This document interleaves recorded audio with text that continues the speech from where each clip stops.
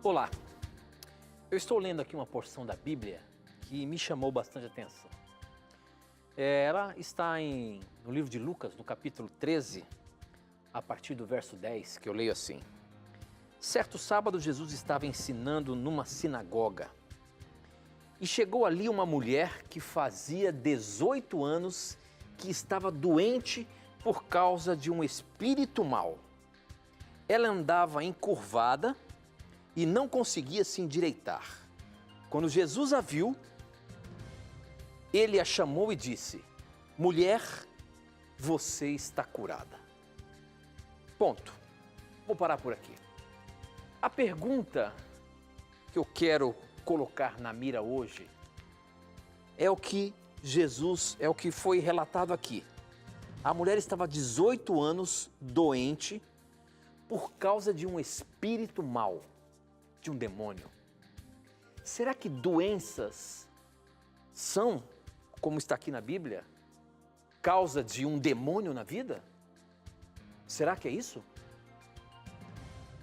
Esta e muitas outras questões você vai acompanhar agora, pois está no ar, na mira da verdade.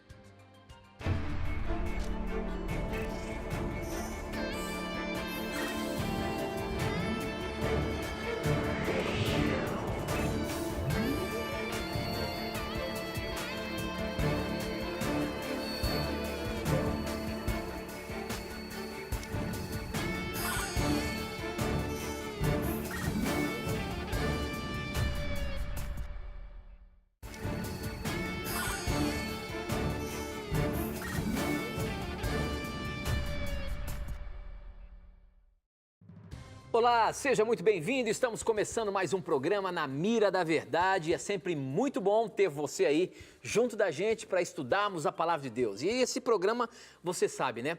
As suas dúvidas, os seus questionamentos estão na mira da verdade. E quem está na mira para responder as perguntas baseando-se na Palavra de Deus é ele, professor Leandro Quadros. E aí, professor, tudo bem? Preparado mais uma vez? Graças a Deus, tudo bem. Espero poder responder novamente as perguntas dos nossos amigos.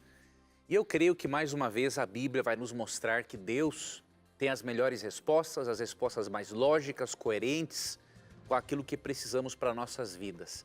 Obrigado a você, telespectador, por acompanhar o programa. Obrigado a você que está acompanhando pela primeira vez. Esperamos que você participe mais vezes do Na Mira da Verdade, enviando também as suas perguntas. É o que eu sempre falo aqui, as suas perguntas é que fazem o programa acontecer. Portanto, mande aí as suas perguntas, daqui a pouquinho eu falo para você como que você faz para mandar as suas dúvidas para a gente, através do SMS, Facebook, Instagram, e eu te passo já os endereços. Mas eu abri o programa sobre um texto interessante de Lucas, capítulo 13, quando Jesus opera um milagre aí no dia de sábado, e era uma mulher que há 18 anos estava encurvada, doente, e aqui a Bíblia diz que era por causa de um espírito mau. Aí a pergunta que eu faço, professor, é essa: será que existem doenças que são demônios demônios que estão nas pessoas, professor? Será que algum tipo de doença, por exemplo, a gente viu aqui essa mulher, 18 anos, doente, e era um demônio que estava com ela? Jesus então liberta aquela mulher e a cura. E a pergunta que eu faço, será que ainda hoje demônios podem realmente tocar a vida das pessoas e deixá-las doentes por tanto tempo assim?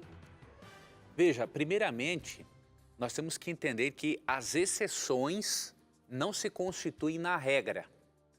É o fato de, em alguns momentos, a Bíblia mencionar pessoas doentes devido à possessão demoníaca, não indica que essas exceções são a regra.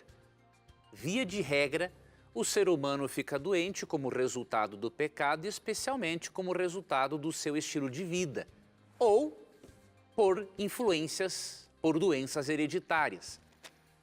Qual é os textos que podemos usar para provar isso? Antes de analisar Lucas 13, só vou ler aqui Isaías 53:4, que diz assim: certamente Ele tomou sobre si as nossas enfermidades e as nossas dores levou sobre si. Então, esse texto se refere ao momento em que Cristo viria e curaria muitas pessoas. Então, se todas as doenças fossem por influência demoníaca, então todas as pessoas doentes são possessas pelo diabo, até mesmo aquelas que já aceitaram a Cristo como Salvador, o que seria incoerente, né? Totalmente incoerente. Então, na maioria das vezes, a doença é resultado da transgressão das leis de saúde. Como diz um princípio de Gálatas 6, verso 7, aquilo que o homem plantar, isso ele colherá. Um outro detalhe importante, quando Jesus curou uma outra pessoa, na verdade várias, né?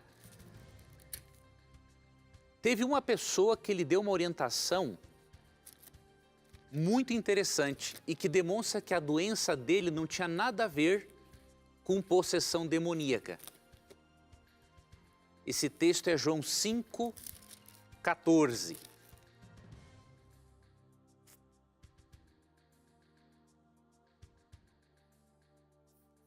Vamos ver aqui. João 5,14? João 5,14, exatamente. Tinha um homem aqui no contexto paralítico há 38 anos. E aí o que Cristo disse para ele?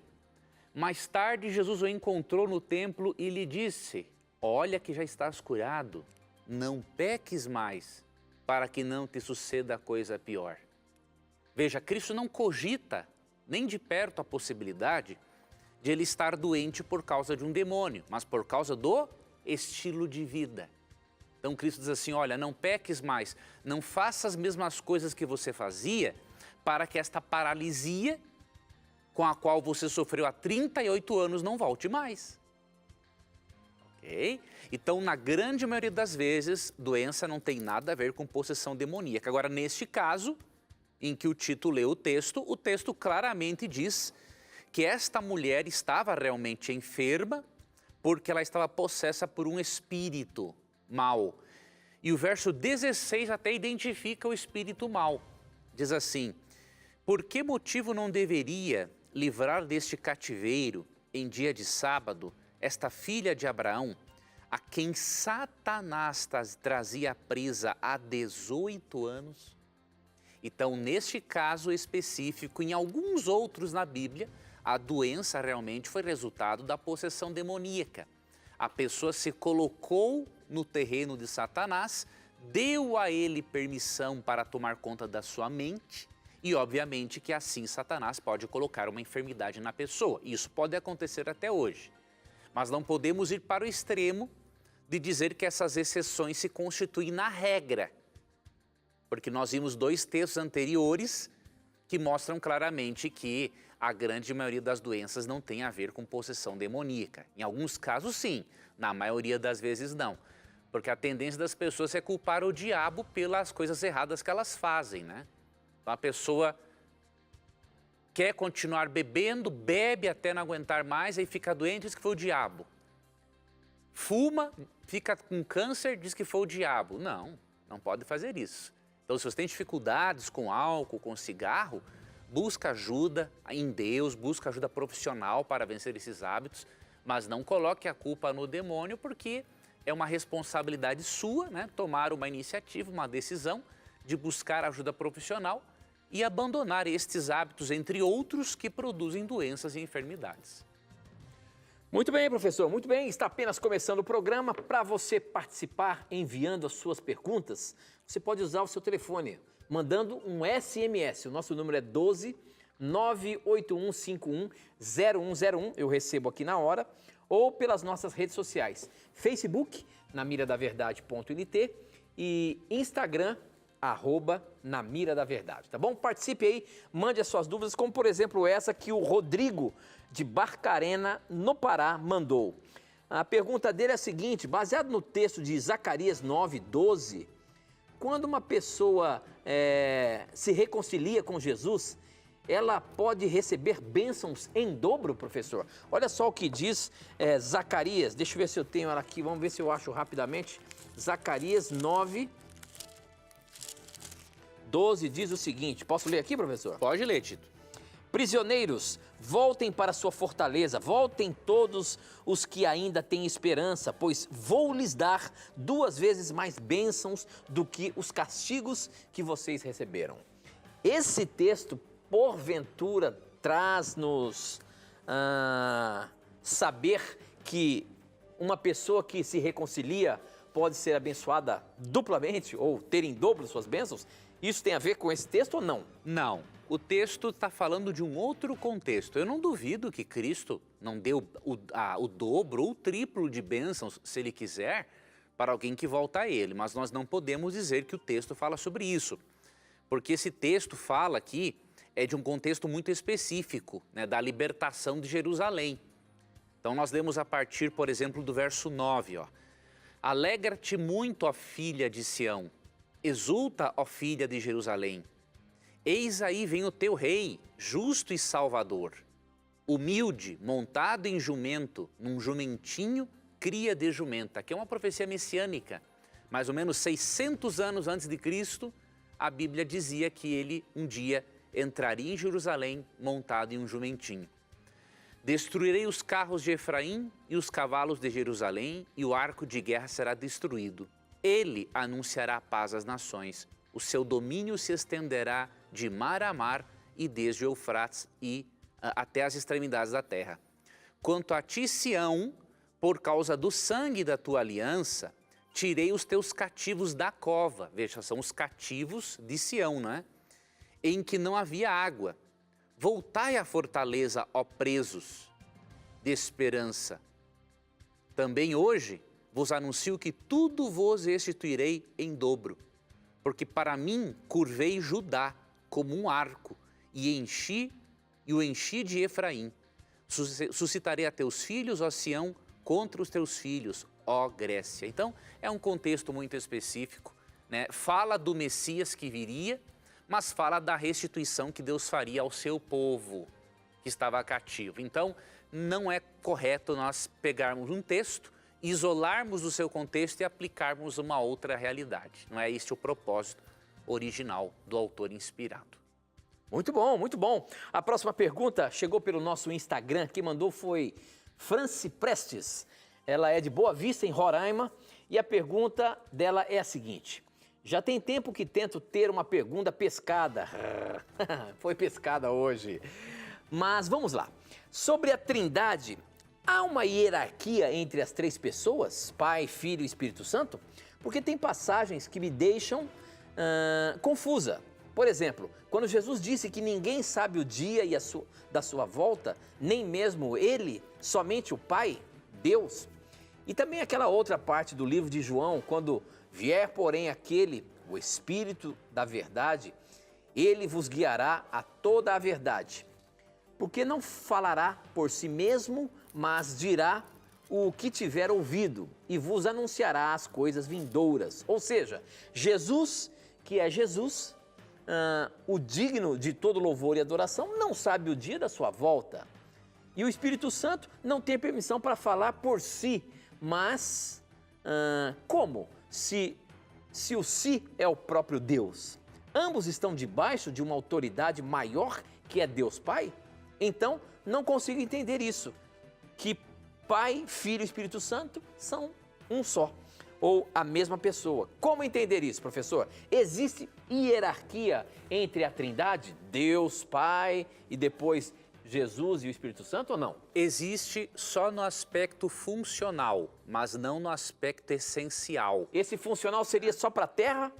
Só para a Terra, né? Então, cada pessoa da Trindade tem uma função no plano de salvação, né? Então, o que acontece? Deus o Pai é o responsável, não é, por elaborar o plano de salvação, diríamos assim. Jesus o efetiva e o Espírito Santo o torna também possível, porque ele faz com que as pessoas aceitem este plano de salvação. Então, a diferença é apenas na função, não é na essência divina. Se fosse na essência divina, aí isso seria politeísmo, né?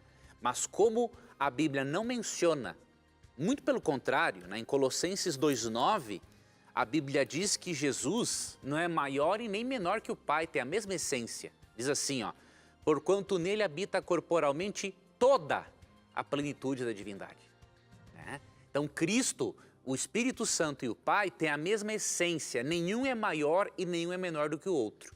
Mas funcionalmente tem diferenças. Por quê? Primeiro ponto, porque Cristo encarnou. Quando Cristo encarna, ele assume uma função de subordinação em relação ao Pai. Em Mateus 24:36 ele não sabe o dia e a hora da volta dele, mas em Colossenses 2:13 ele já sabe, porque ele é glorificado e diz que em Cristo estão escondidos todos os tesouros da sabedoria e do conhecimento. Ou seja, ele já sabe o dia da sua volta. Então você tem que analisar o seguinte, dois grupos de textos, pelo menos, né, sobre a Trindade. Os que falam da unidade essencial entre as três pessoas e os que falam das diferenças funcionais. Simplesmente isso. Em nada isso afeta a doutrina da Trindade, de que Deus é um só em essência, apenas tem funções subordinativas, mas a essência é a mesma. Vou lhe dar um exemplo muito humano, muito, obviamente, longe da realidade divina, mas de certa forma vai ajudar, né? O fato de apenas Tito e eu estarmos aparecendo aqui não significa que nós somos um superior ao outro em relação a outros colegas aqui que estão trabalhando nas câmeras, né? Nós temos todos a mesma essência humana, os mesmos problemas, os mesmos pecados, cada um tem suas qualidades, né? Então, seja um apresentador em frente à câmera ou alguém trabalhando no bastidor, é um ser humano com a mesma essência. Só que ambos têm o quê? Funções diferentes. Um tem uma função de aparecer e o outro tem a função de fazer o outro aparecer.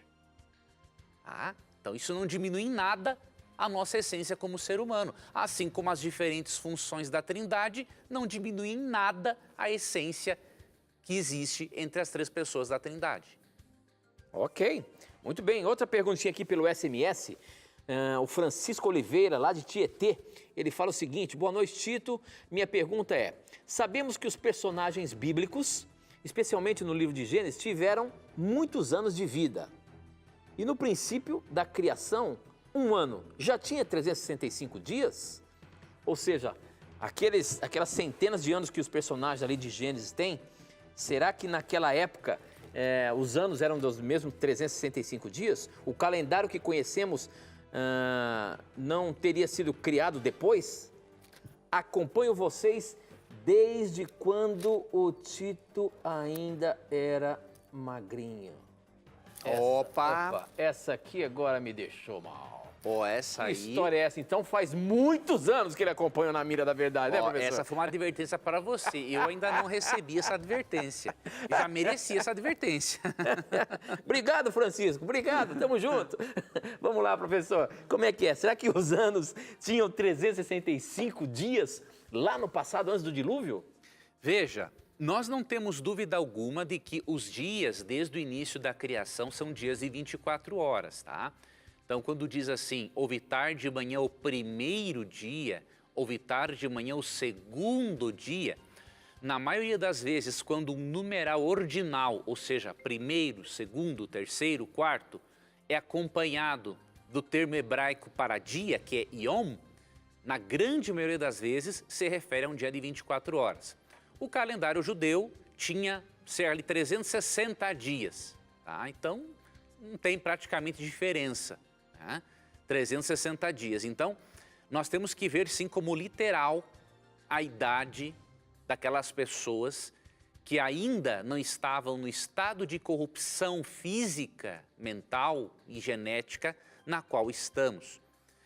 E uma outra evidência importante de que Deus não considerava os dias diferentes naquela época. Vamos ver aqui se é em Gênesis.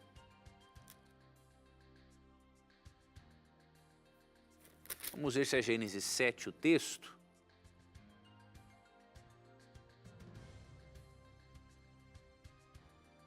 Gênesis eu acho que é 9. Vamos ver aqui.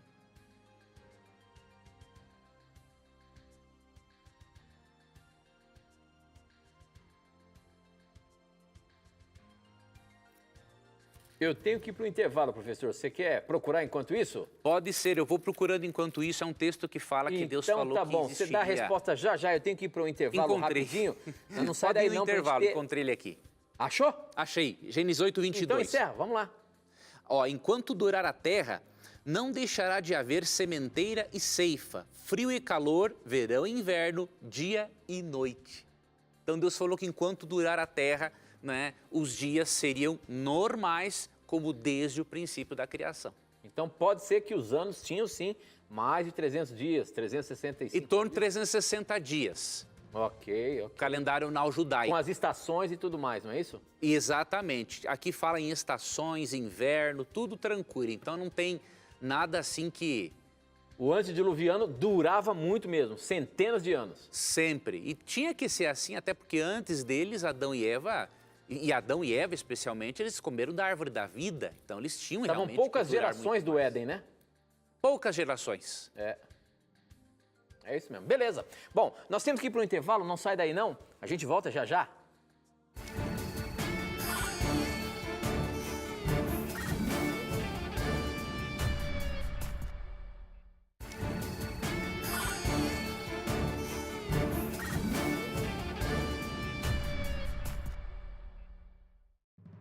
Já estamos ao vivo e a você que acompanha as reprises, é muito bom ter a sua companhia aqui com a gente, tá bom?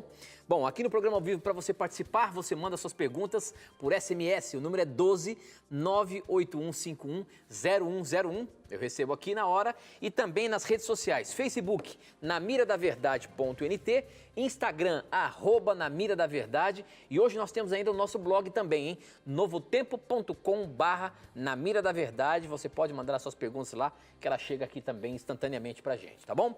A próxima pergunta chegou pelo Facebook, quem mandou foi a Rita Falcão. E professora Rita pergunta o seguinte: Satanás ouve as orações ou as nossas orações feitas a Deus? E outra, será que ele pode interferir nas respostas de Deus? Não, Satanás ele não tem poder para interferir nas respostas de Deus, porque se Deus quer te dar uma resposta, quem é Satanás para querer impedir que Deus lhe dê uma resposta? Ele não tem esse poder. Mas ele ouve as nossas orações, né? Oi? Mas ele ouve as nossas orações. Se forem ditas de voz audível, com certeza. Mas isso, eu particularmente, para mim, é insignificante, né? Se a partir do momento que eu estou orando com fé a Jesus, né, a Deus Pai, Jesus é meu intercessor no santuário celestial e o Espírito Santo me ajuda a orar de acordo com Romanos 8:26, pode escutar o que ele quiser, eu não estou nem aí preocupado, né? Agora, lógico que se uma oração for feita em pensamento, ele não tem mesmo como saber, porque a Bíblia diz que somente Deus conhece o que realmente os seres humanos pensam, né? Então até separei um texto aqui, ó, 1 Reis 8:39. Enquanto Salomão ora a Deus para que lhe abençoe o templo, né? Ele diz assim, ó: ouve tu nos céus, lugar da tua habitação, perdoa, age e dá a cada um segundo todos os seus caminhos, já que lhe conheces o coração, porque tu, só tu, és conhecedor do coração de todos os filhos dos homens. Então o texto é muito claro. Só Deus conhece os nossos pensamentos. Então Satanás não pode saber o que pensamos, ele pode deduzir, que não é uma coisa difícil, nem mesmo para um psicoterapeuta. Deduzir algo que se passa na mente de alguém. Agora, saber realmente, só Deus pode saber. E quanto a interferir na oração, Satanás até pode tentar interferir, né, em que uma oração demore para se cumprir em nossa vida, né, criando circunstâncias em que nós mesmos atrapalhamos uma oração de ser atendida. Agora, dizer que Deus manda acontecer alguma coisa e ele vai atrapalhar o que Deus faz, ele não pode nem sonhar em fazer isso, ele não tem ele não chega nem perto do poder e da soberania de Deus. Ok, muito bem. Bom, nós temos uma nova modalidade aqui no Na Mira da Verdade, que você pode mandar a sua pergunta através de um vídeo. Você coloca o seu telefone assim na horizontal, grava um videozinho rápido, de no máximo 30 segundos aí, até menos, e você manda para um WhatsApp. Esse WhatsApp é só para receber esses vídeos.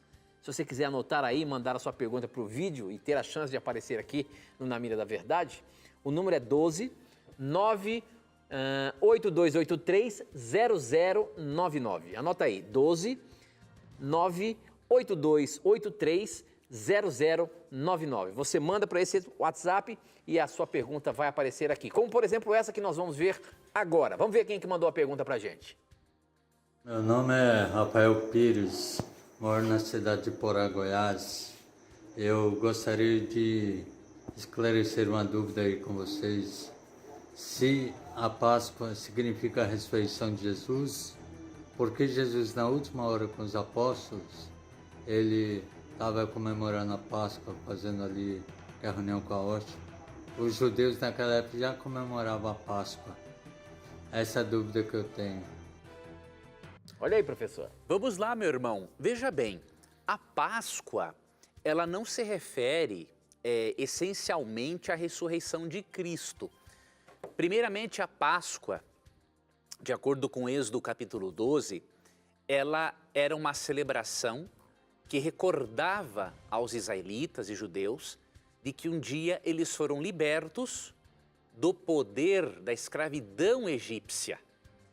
Depois, a Páscoa passou a ser celebrada também como um símbolo da libertação que nós recebemos da escravidão do mal e do pecado.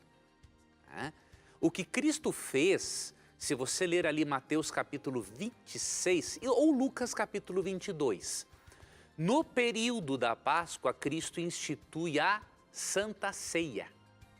E com qual propósito? Você vai para 1 Coríntios 11 e Paulo diz que a ceia é para celebrar a morte do Senhor até que ele venha. Então, a ceia se tornou, diríamos assim, um substituto, uma continuidade da celebração da Páscoa.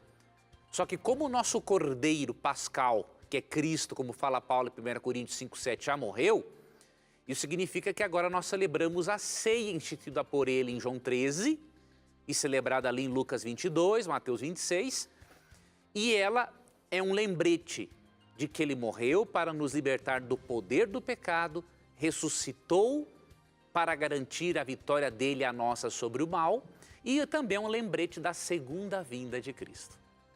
Tá? Então foi por isso que Cristo aproveitou a oportunidade e institui também a Santa Ceia. Muito bem, professor. A próxima pergunta chegou pelo nosso blog, novotempo.com/Na Mira da Verdade.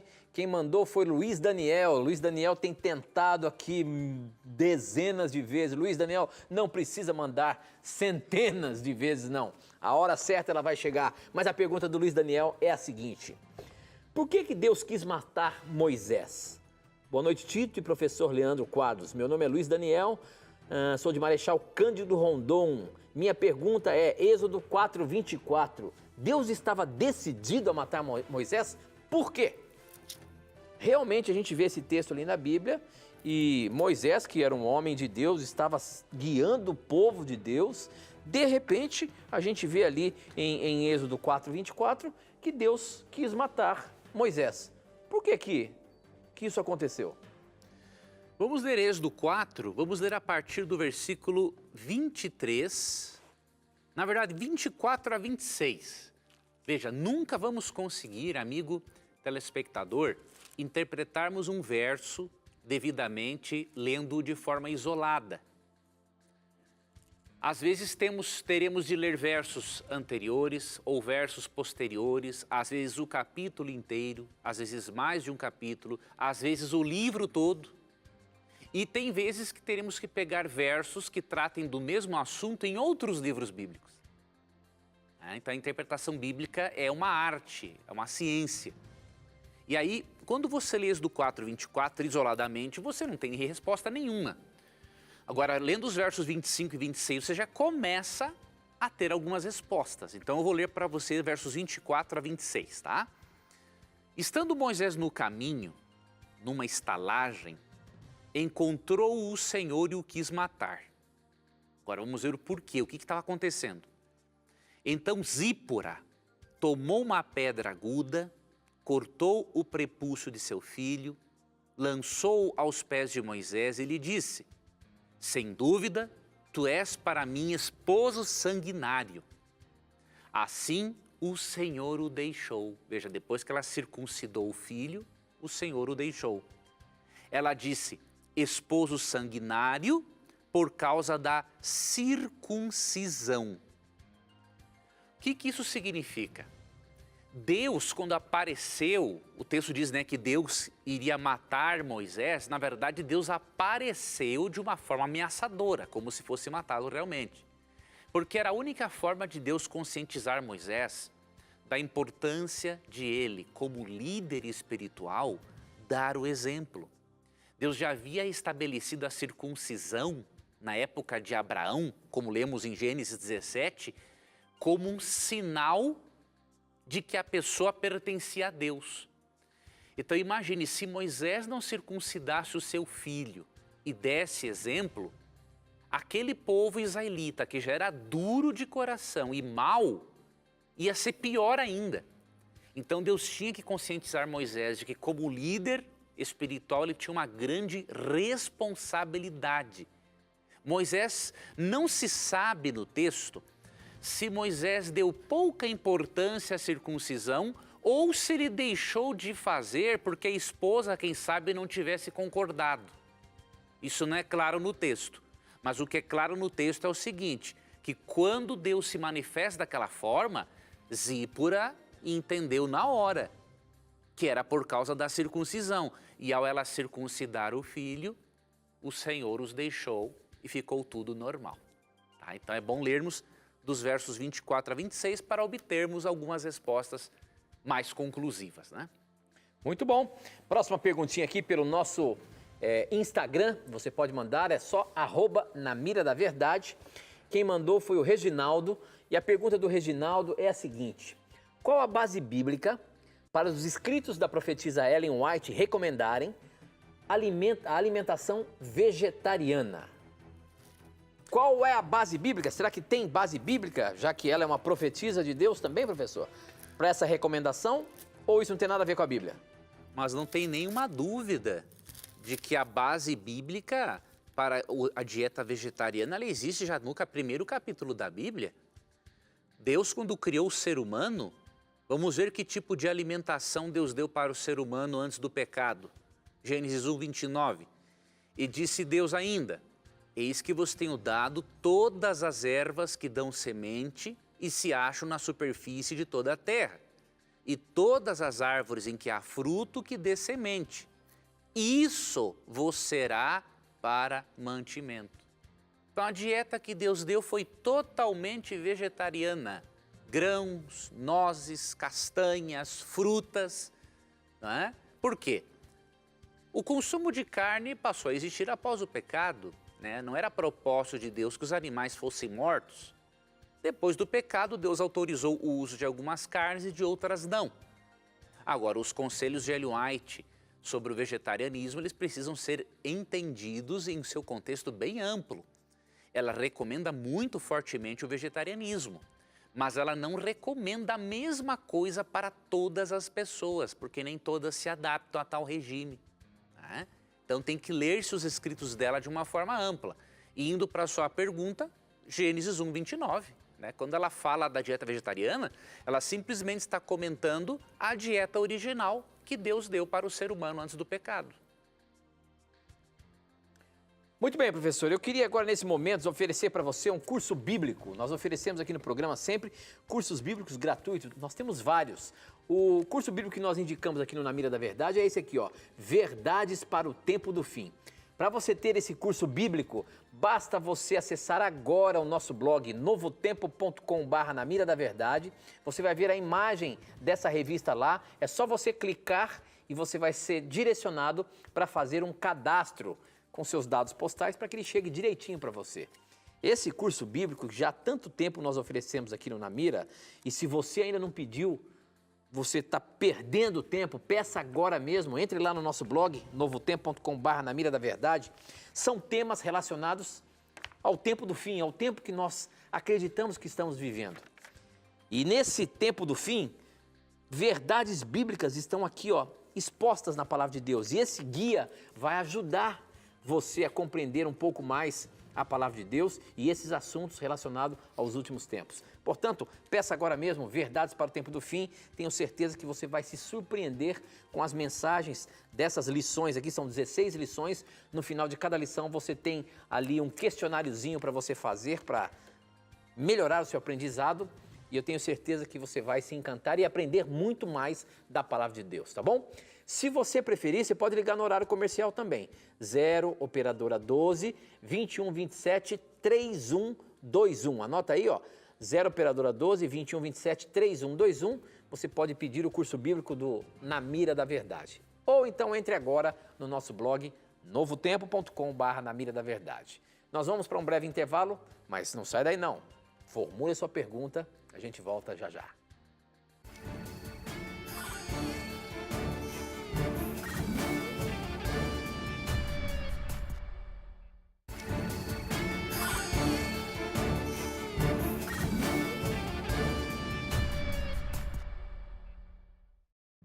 Já estamos de volta e uma pergunta aqui do Arthur, que tem 14 anos. Ele quer saber o seguinte: professor Leandro Quadros, olha só a pergunta do Arthur, hein? De onde os nativos da América vieram? E ele ainda continua e fala assim, ó: de qual filho de Noé deu origem aos nativos da América? Olha aí, professor. Será que o dilúvio foi global? Como é que a gente vai responder isso aí? Infelizmente, meu jovem, nós não temos como te responder essa pergunta. Né? Porque, na verdade, os habitantes da América, né, eles foram formados por uma junção de europeus, né, de vários países da Europa e indígenas que já... Então, mas ele pergunta realmente, né, sobre os indígenas. Mas assim, não tem como nós sabermos de qual filho de Noé veio, porque é muito longe. Quando você vê aqui a própria descendência dos filhos de Noé em Gênesis 10, e eu tenho aqui uma Bíblia de estudo, e os comentaristas vão comentando, né, ó, os filhos de Cuxi, por exemplo, se estabeleceram ao sul da Arábia, África do Norte, aí vem outros povos, ó, não identificados, então não se tem uma certeza, né? Agora, era perfeitamente possível virem pessoas lá da região da Mesopotâmia, do Oriente Próximo para cá, por dois motivos, né? Primeiro, a Terra, antes do dilúvio, e obviamente pós-dilúvio, ela continuava ainda nessa estrutura até que foi se separando. Os continentes formavam o chamado Pangeia. Então a distância, depois do dilúvio, né, que se romperam, rompeu-se a crosta terrestre, é óbvio que a distância era curta ainda. Não era longa como é hoje um continente para outro. Então eles podiam fazer, e a arqueologia mostra que existiam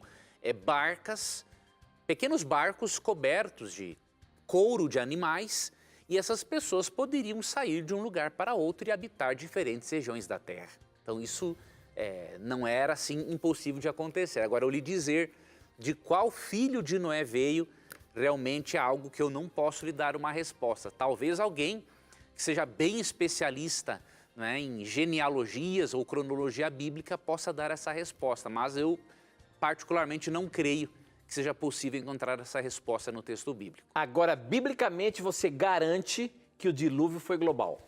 Mas isso não tem como duvidar. Isso é uma coisa, essa é a coisa mais óbvia que existe no texto bíblico, né? Eu sei que tem muita gente que diz que o dilúvio foi local, mas a pessoa que diz isso, ela está simplesmente mais por fora do que arco de barril, né? Porque o texto, tem um texto aqui que é muito direto em relação a esse assunto. Vamos ver aqui Gênesis capítulo 7,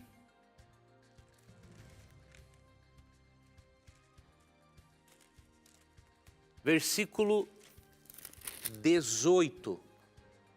Exatamente, 19. Prevaleceram as águas excessivamente sobre a terra e cobriram todos. O que é todos? Todos não é alguns, é óbvio, né? Todos os altos montes que havia debaixo do céu.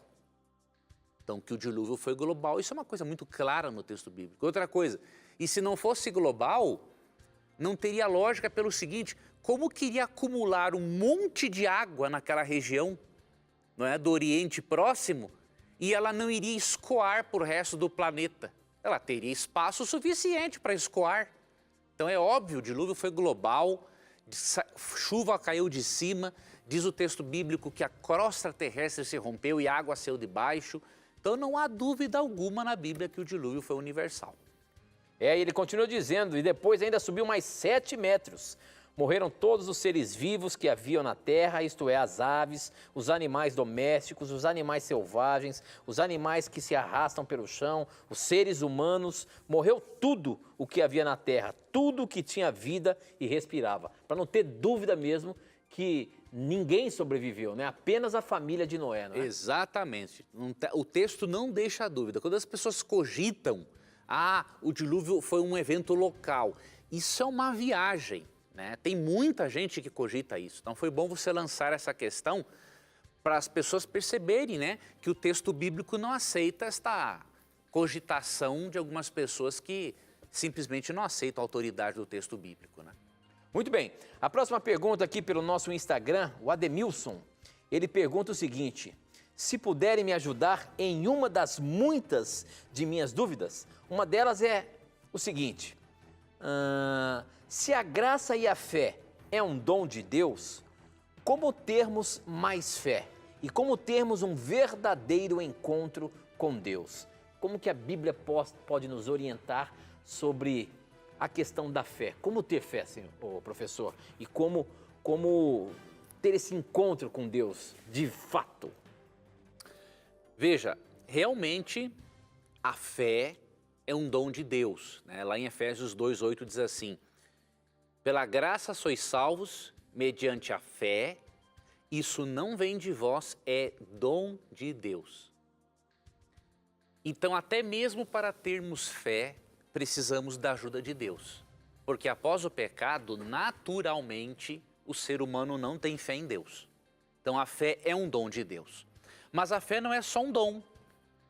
Ela também pode ser comparada a um músculo. Né? A fé é um dom, mas esse dom precisa ser exercitado.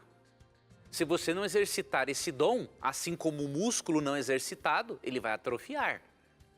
E como é que você exercita o dom da fé e desenvolve-o para que ele não atrofie?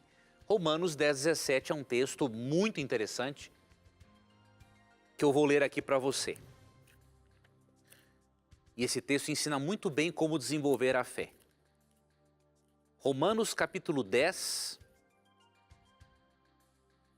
versículo 17. Diz assim: e assim a fé vem pela pregação e a pregação pela palavra de Cristo. Então, quanto mais você ouve da palavra de Deus, mais a sua fé aumenta.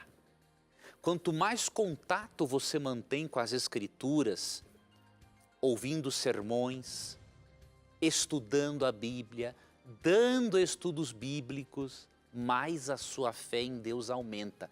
A Bíblia é o grande alimento para a fé. E o exercício da fé, não é? Você exercitar fé nos momentos não apenas bons, mas também nos momentos ruins, né? Isso também é um exercício muito importante para o desenvolvimento da fé. Mas digamos que você esteja numa situação que você diga assim: mas eu tenho falta de fé, eu não sei o que fazer. Eu vou te mostrar aqui um texto que de que certa vez um homem que tinha um filho possesso por um espírito mau, ele pediu para Jesus ajudá-lo. E olha o que diz o texto. Marcos 9, 21 em diante. Ó. Perguntou Jesus ao pai do menino: há quanto tempo isso lhe sucede? Desde a infância, respondeu. E muitas vezes o tem lançado no fogo e na água para o matar. Mas se tu podes alguma coisa, tem compaixão de nós e ajuda-nos. Ao que lhe respondeu Jesus: se podes? Tudo é possível ao que crê. Veja agora a resposta deste pai em relação ao que Cristo disse. E imediatamente o pai do menino exclamou com lágrimas: eu creio, ajuda-me na minha falta de fé.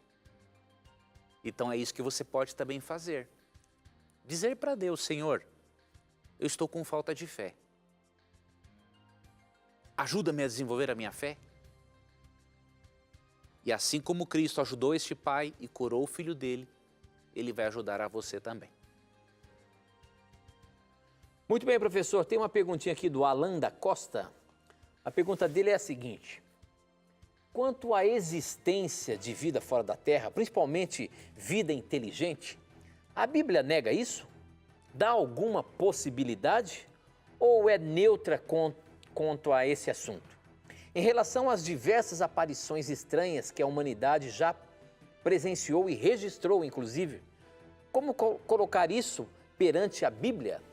Existe, professor, a Bíblia nos dá vislumbre de que existe vida em outros planetas, vida inteligente, e se porventura esses seres de mundos, quem sabe, não caídos no pecado, eles podem vir aqui na Terra, nesse planeta de pecado.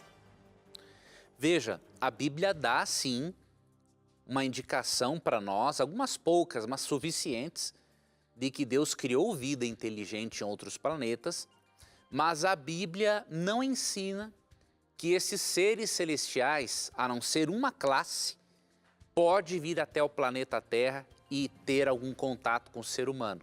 Vou explicar. Vamos ler primeiro Apocalipse 12:12. Quando Satanás é derrotado na cruz por Cristo, ou seja, todo o céu percebe que Deus é amor e justiça e que Satanás estava mentindo em relação a Deus, Apocalipse 12:12 diz: por isso festejai, ó céus, no plural, hein? E vós também, no plural, os que neles, ou seja, nos céus, né, habitais. Ai da terra e do mar, pois o diabo desceu até vós, cheio de grande cólera, sabendo que pouco tempo lhe resta.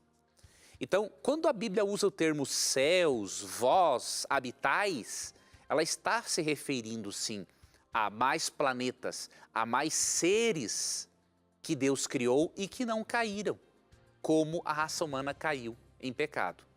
Agora, quanto às aparições, nós não temos como crer nelas. Por quê?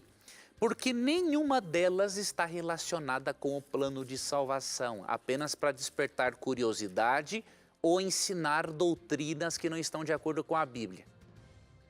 E os únicos seres autorizados por Deus para virem à Terra e com um propósito salvífico, né, trabalhar no plano de salvação, são os anjos. Hebreus 1,14 diz: não são todos eles espíritos ministradores enviados para serviço a favor dos que hão de herdar a salvação. Então tenha certeza, meu irmão, a Bíblia traz sim para nós de forma indireta, mas insuficiente, a existência de outros mundos, mas estes seres não têm contato conosco, apenas os anjos. Eu vi um documentário há pouco tempo, né, que fora do nosso sistema solar já conseguiram visualizar mais 200 planetas. Então é impossível nós imaginarmos que neste grãozinho chamado Terra, aqui é o único lugar que Deus criou vida, sendo Deus um criador por excelência. Professor, nós temos ainda 2 minutinhos. Tem uma pergunta aqui para você que chegou no nosso blog. Quem mandou foi o Felipe Dutra. A pergunta dele é o seguinte: muitos estão usando Filipenses 3:8 contra os cristãos, pois nesta passagem Paulo afirma que considera tudo o que ele havia aprendido antes como esterco. E eu gostaria de entender essa expressão. A paz do Senhor. É o Felipe fazendo a sua pergunta. Por que Paulo lá em Filipenses 3:8 diz que é lixo tudo aquilo que ele tinha aprendido, que agora era viver em Cristo, né? Dando a ideia de que todo o ensinamento, toda a base dele foi por terra. Veja como as pessoas, querido irmão, que fez essa pergunta, são mal intencionadas ou são muito ignorantes, né? Para gerar uma interpretação dessas. Na verdade, Paulo está falando bem do cristianismo. Vamos ler aqui a partir do versículo 4. para você perceber em que tipo de conhecimento ele considerava refúgio em relação ao conhecimento que ele agora tinha adquirido. Ó. A partir do verso 3, porque nós é que somos a circuncisão, nós que adoramos a Deus no Espírito e nos gloriamos em Cristo Jesus e não confiamos na carne. Bem que eu poderia confiar também na carne, se qualquer outro pensa que pode confiar na carne, ou ainda mais, circuncidado ao 8º dia, da linhagem de Israel, da tribo de Benjamim, hebreu de hebreus, quanto à lei fariseu, quanto ao zelo perseguidor da igreja, quanto à justiça que há na lei irrepreensível, mas o que para mim era lucro, ou seja, tudo o que ele tinha aprendido como um judeu e fariseu, não é? Isto considerei perda por causa de Cristo. Sim, deveras considero tudo como perda, por causa da sublimidade do conhecimento de Cristo Jesus, meu Senhor, por amor do qual perdi todas as coisas e as considero como refúgio para ganhar a Cristo. Então ele está sendo a favor do cristianismo. O que ele considera refúgio é o conhecimento que ele tinha antes de Cristo e do qual Cristo não fazia parte.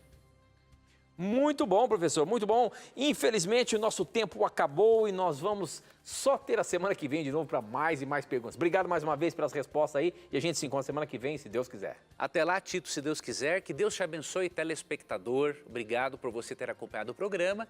E lembre-se que sempre que você tiver a coragem de perguntar, a Bíblia vai ter a coragem de lhe responder.